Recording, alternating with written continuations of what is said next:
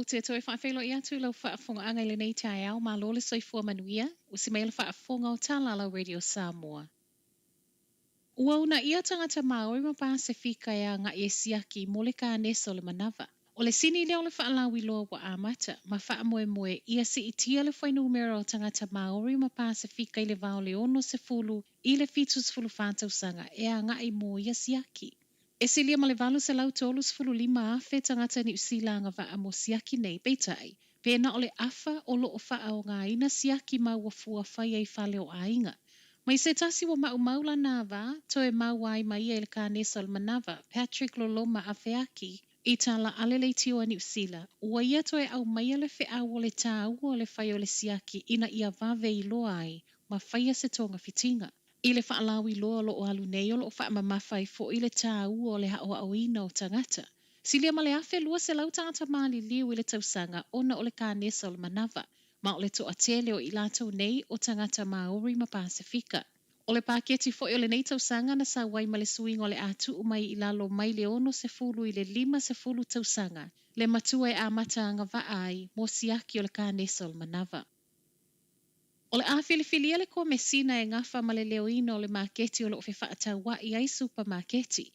O le whaasilasilanga le mai le minister o Pisinisi David Clark, ma o se whaai unga le malo ia mauti no ai. O lo o wha maoni pūlenga supermarketi te tele o lo avea le maketi New Zealand, Foodstuffs ma le Woolworths New Zealand, e le ngata le maketi o fe whaatau wa i ai a o lea a fianga o tangata whaatau. O le komesina le neina amata whaatata mai le masino me. Ma ele ngata o ia o le sui o le komisi o Pisinisi, a o ia fo i o le asa wai reporti wha le tausanga o ilo i longa i tau wanga pūlenga te tele ne yelua. O se taimi o le nei tausanga i whaaulua i le pāle mene le awanofa i ngā luenga, ma o le o ngā totono o le tausanga fōla o wha moe e tatawana o atu i ai wa tōwhia. E se mai le tōwhia o le komesina, o le a fo i wa whaalau i lo le mandatory code of conduct te le i wha mausa li a wale lima ta ino supermarketi ma au au nanga. Whaita wafe tangata ni usila mali liu i tausanga ta itasi wa maua iso enga, e mafua mai i kasa o ona mai ta avale.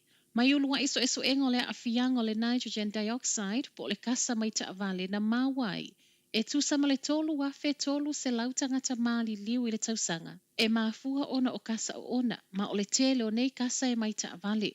I le o te lenga e tusalea ma le 10% o tangata mali liu i le tausanga i totonu o le atunuu. E mafua ona o le afianga o le ea. O ni afianga tau le soifua maloloi na whaalua i le tusa ma le 15, tesi ma le ono piliona. O ni whaai unga o whaate i ai i la tau na whaiele neiso enga ma i whaamaumaunga o a afianga i tausanga o alua ma wai o lo alu pe i lunga le toa tele o tangata a afia. A to ai matupe whaalua le atunu. O le periota na whaonga mo le enga i mai le tausanga i lua afe 10. Mai le minister langolango le o manga Phil Twyford, o le taimi lea e le itula i mai le Labour i le whainga malo. Ua langona le salamo le na whaia tala tau whaamata una mafua o na tapu ni ele kolisia Sacred Heart i au kilani ana nafi. O tala tau whaamata o nei na ngia i lunga le social media na whautua ina i loa leo le pūlenga e tapu ni ele a onga a o whaanga solo enga. Na toe vave feso o ta i ai lea o ngai mātua ana nafi e toe piki mai whāna ua mai a momoli atu mo le puipuinga. Whaamautino mai e fo e lea o ngā nei tala tau whaamatau. E le i tau la i tangata lau tele. Ma ona o e ngā leo e le i mawhaiona so ona tu ina mai seisi tala.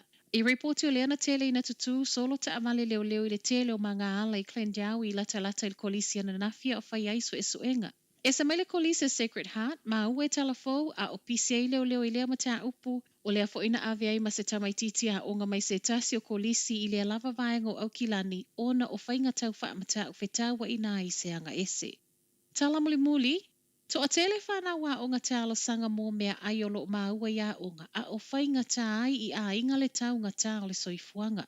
Reportia leitio a New Zealand tu sama le valu 10% whana wa onga o se tasi wa onga tūlanga luai maangele au kilani. O lo o wha moe mea ai nei.